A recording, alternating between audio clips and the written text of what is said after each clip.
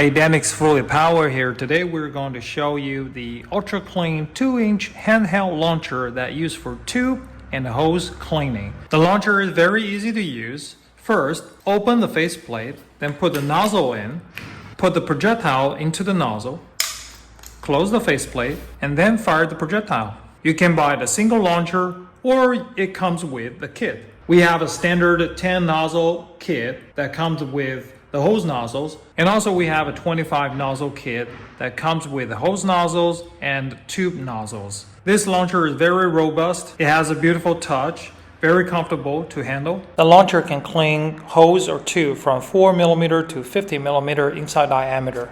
Now let's go down and find some projectiles. So we open the faceplate, put the projectile in.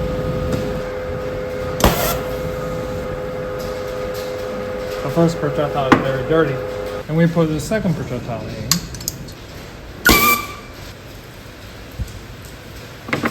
As you can see, the projectile becomes much cleaner. So normally it takes 2 projectiles to make a clean hose.